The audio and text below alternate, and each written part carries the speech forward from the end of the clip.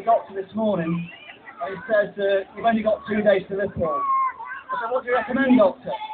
He said, I'd get on that blower to Rambo, John McQueen, whoever he is, John McQueen, 50%, where is he? 50%. 50%. Over there somewhere. I said, why? He says, ring him about 4 in the morning. Go fishing till about 7. Go for 18 holes. Go for 18 holes at Maywood Golf Course. 12 o'clock, take him to Parker's Cafe, have a full English breakfast.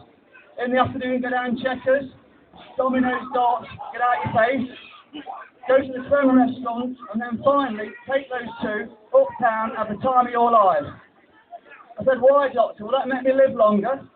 He said, no, but it will seem a lot longer, that's why. Well, everyone's been busy, I can see. Look, all the stores out, your Tom Bowlers, Fancy Castles, barbecue. Probably haven't had time to read the papers, ladies and gentlemen, so I'll fill you in very quickly. Front page headline, it's dominated by Heather and Paul McCartney. He says there's no way she's getting her hands on my 200 million, but he'll buy her a plane. And a lady shave for the other leg. That's going back down faster than Abby Titmus.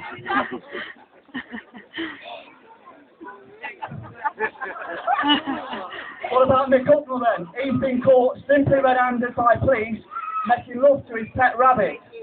In his defence, he said he was just holding back the ears. Page 3 is a tribute to the Chelsea Flower Show. It's done by Charlie Dimmock, a perfect hanging basket.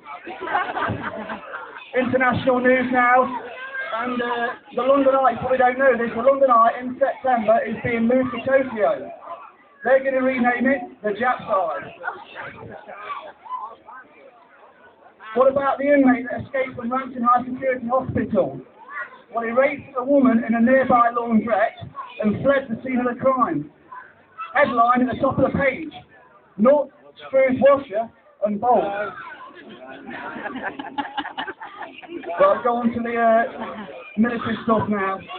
Well, this happened 10 minutes ago in the toilets of the Checkers pub. There was 2 old wartime legends and they were boasting about the war rooms.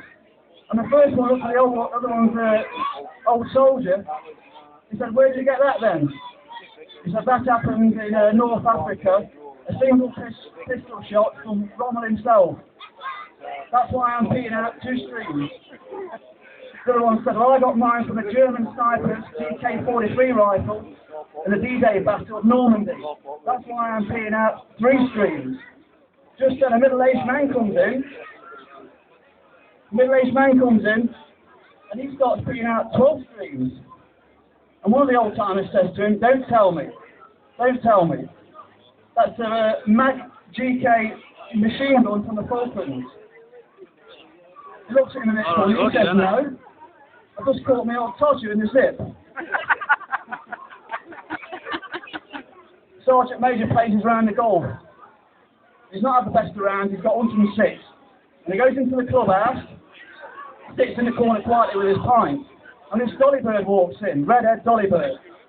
She sidles over to him, she says, you're a Sergeant Major, aren't you? Retired Sergeant Major. He says, yes, how can you tell? My uniform? She said, no, you're a miserable sod. Anyway, they get talking. She's into golf as well.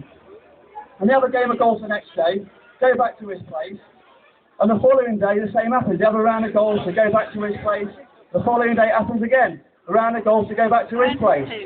2 weeks later, he excuses himself from his bedroom, goes to the toilet, and when he comes back, she's crying her eyes out. He said, what's the matter? You can tell me. She said, I've got a dark secret, I've got to tell you this. I used to be a man. He says, you what? Repeat that. She said, I used to be a man. He says, you swine. He says, you mean to tell me that for the last 2 weeks you've been playing off the red tees? Oh dear. Never really got that. Quick impression for you. In, out, in, out, in, out. England's second innings against Sri Lanka. I actually went for a game of golf this morning. Got my first hole in one. Just squeezed it by the arm to the windmill. Perhaps don't know that Tony used to be a golfer himself, and I used to play with Tony every Wednesday. But would you play with somebody who coughs when it's your shot, moves his ball out the rough with his foot, and fiddles a scorecard? You wouldn't, would you? Well, neither would Tony. The CEO checks on his young soldiers in the infirmary, and he goes up to the guest.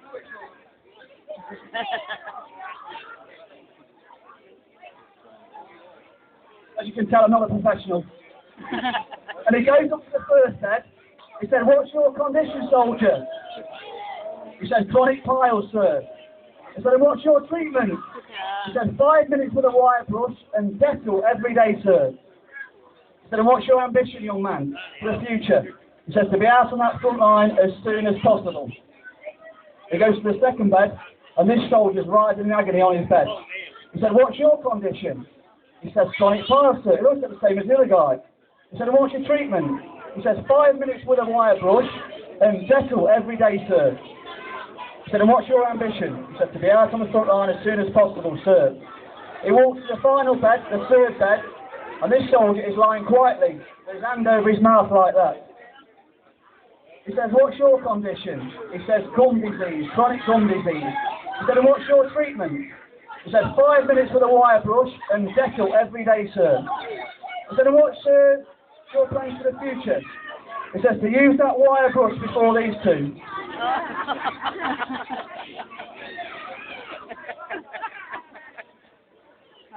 British soldier has to fight in the First World War, and he tells his son about it. And his son's okay. He says, "Dad, as long as you bring me back one of those German helmets, the one with a spike in the top." And his dad said, "Oh, I think you mean a pickle mover. That's what they're called. So now I'll bring you back one of those." Anyway, fast forward now 4 years to the muddy battlefields of Flanders. And he sees one of these helmets in the mud. And he goes to pick it up, and it's stuck. He gives it a tug, and he unearths this German soldier. And the German soldier speaks. It's not any old German soldier, it's Officer von Bismarck. And he says, "If you rescue me, you can take me prisoner." He says, "I'll rescue you, but all I want is your helmet for my lad back in Stafford, England." And he carries on tugging. And half an hour, he's got this German soldier out the mud, waist high. And this officer, Otto von Bismarck, speaks again. He says, "Would it help if I took my feet out of the stirrups?" I've got to tell you a few quick stories. Obviously warm yesterday, I took my missus to Twycross Zoo, where she's sitting down there somewhere, and I wasn't impressed, Twycross Zoo. They've got no lions, they've got no tigers, they've got no silverback gorillas. All they had was a little dog in a cage. It was a Shih Tzu. They've actually got a new animal at Twycross Zoo. I don't know if you've not been for a while. They've got a kangaroo. About 3 months ago they got this kangaroo, and on the first morning when they were going to unveil this kangaroo, it escaped. So they built this fence 20 foot high, and it escapes again. They built the fence 30 foot high, and it escapes again. They built the fence another 10 foot high to 40 foot, and it escapes again. And one morning the giraffe turns down to the kangaroo and says, "How high are we going to have to build this fence so as you don't escape, kangaroo?" He says, "Maybe 1,000 foot if we keep getting that gate unlocked."